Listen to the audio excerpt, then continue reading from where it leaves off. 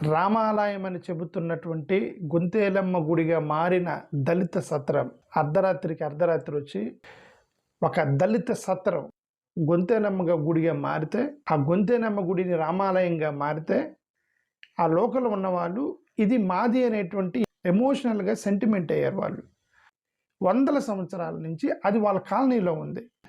మీరు కట్టొద్దండి, మేము వేరే దానికి వాడుకుంటాము అని అంటే కోపం వచ్చిన ఒక ఎమ్మెల్యే, నేను ఎమ్మెల్యే తప్ప నేను అంటలే, ప్రభుత్వ బాధ్యత లేకుండా ఇంత జరగదండి. చంద్రబాబు నాయుడు గారి పర్మిషన్ లేకుండా, హోమ్ మినిస్టర్ పర్మిషన్ లేకుండా, లోకేష్ పర్మిషన్ లేకుండా ఇంత జరిగిద్దని నేను అనుకుంటానా?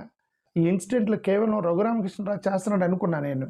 బట్ ఇదంతా చూసిన తర్వాత ప్రభుత్వం యొక్క అప్రూవల్ లేకుండా ఇవన్నీ సాధ్యమవుతాయి. ఇవన్నీ అర్ధరాత్రి వచ్చి బుల్డోజర్లతోటి పడగొట్టారు. అది ఇది చట్టబద్ధమై ఉండొచ్చు, బట్ అది న్యాయం కదా. అది వాళ్ళ మధ్యలో ఉన్నటువంటి ఒక ప్రాపర్టీని వాళ్ళకి వ్యతిరేకంగా, వాళ్ళ మనోభావాలకు వ్యతిరేకంగా మీరు వచ్చి పడగొట్టారు.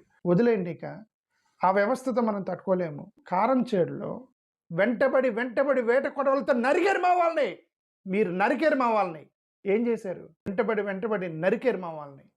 ఏం చేశారు? మా వాళ్ళు దగ్గరుండి మీకు ఓటేసి గెలిపిస్తున్నారు. ఎవరైతే కారంచేడులో ఎవరైతే నరికారో ఆ కుటుంబాన్ని 25 సంవత్సరాల నుంచి అధికారంలో నిలబెట్టారు మా దళిత ప్రజలు. వెంటబడి వేట కొడవలతో నరికి మా ఆడపిల్లల్ని దుర్మార్గంగా రేప్ చేశారో అదే కుటుంబాన్ని 25 సంవత్సరాల నుంచి మా ప్రజలు మీకు ఓటేసి గెలిపిస్తున్నారు. నక్సలైట్లను చర్చలకు పిలిచారు. వీళ్ళతో చర్చలు పిలిచారా? శాంతి చర్చలు జరిపారా?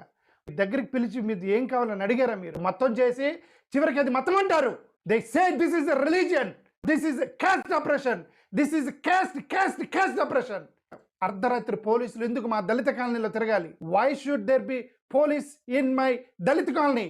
100 మంది పోలీసులు వచ్చి అక్కడ చుట్టుపక్కల తిరిగి వాళ్ళు పనులకు వెళ్ళకుండా ఇంతమంది పోలీసులను పెట్టి ఎందుకు చేస్తున్నారు మా దళిత కాలనీలో? దొంగల వాళ్ళు, దుర్మార్గుల, దుష్టుల వాళ్ళు ఎందుకు అంతమంది పోలీసులు మా దళిత కాలనీలో తిరుగుతున్నారు?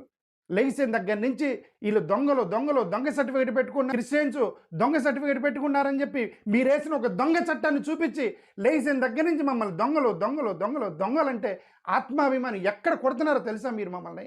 మీకు తెలీదా వాళ్ళ దళితులని? మీకు తెలీదా వాళ్ళ మాలామాదిగలని చెప్పి? మీకు తెలీదా వాళ్ళందరూ ఎక్కడుంటారనేదా? మీరు వేసిన ఉద్యోగాలతో వాళ్ళందరూ చదువుకున్నారా? దుబాయ్కి వెళ్ళి అరబ్ కంట్రీలకి వెళ్ళి అరబ్ షేకుల దగ్గర వాళ్ళు కాళ్ళు ముడ్డి గడిగి డబ్బులు సంపాదించుకున్నారు. ఈ ప్రభుత్వాలు ఇస్తే వాళ్ళు కట్టుకోలేదు అక్కడ ఇల్లు. ఈ అరాచకం ఏంటి? అంతమంది పోలీసులు ఏంటి? అర్ధరాత్రి పడుకుంటారు, మార్నింగ్ పడుకోవచ్చు కదా. మిమ్మల్ని ఏమన్నా అన్నారా? 70 మందిని తీసుకెళ్లి జైల్లో వేశారు. 70 మందిలో ఒక్కడికైనా ధైర్యం ఉంది? ఇప్పుడు బయటకు వచ్చి మాట్లాడే ధైర్యం ఉందా?